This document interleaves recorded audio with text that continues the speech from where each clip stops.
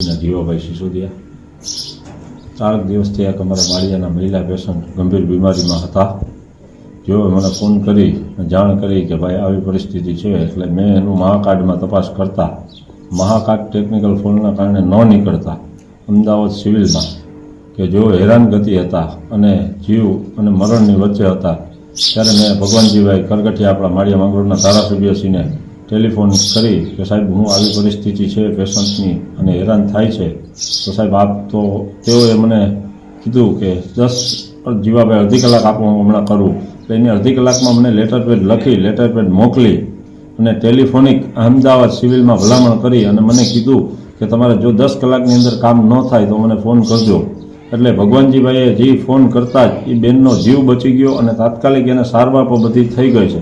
એટલે હું માળિયા હાટીના જનતાને કહું છું કે ભગવાનજીભાઈ કરગઠિયા કે જાણે કે સેવક તરીકે, ધારાસભ્ય તરીકે તો હોય જ છે જ, પણ સેવક તરીકે જે આપણું કામ કરે છે, આજે હું હૃદયથી આભાર એનો વ્યક્ત કરું. અને આ લોકો કે જેનો પરિવાર જીવન મરણમાં હતો એ ભગવાનજીભાઈને આજે ભગવાનનું સ્વરૂપ આપીને કહે છે કે માળિયા માંગરોળના ધારાસભ્ય ભગવાનજીભાઈ જો આવું કામ કર્યું છે તો એ બધા માટે, ગરીબો માટે બેલી છે. ભગવાનજીભાઈ છે તેઓ ટેલિફોનિક ગમે એનો ફોન ઉપાડી અને કામ કરે. આજે હું હૃદયપૂર્વક ભગવાનજીભાઈનો ખૂબ ખૂબ ધન્યવાદ માનું અને ભગવાનજીભાઈ જેવું કામ ગુજરાતના હરેક ધારાસભ્યો કરે એવી બધા પાસે હું અપેક્ષા રાખું છું. ખૂબ ખૂબ ધન્યવાદ ભગવાનજીભાઈનો.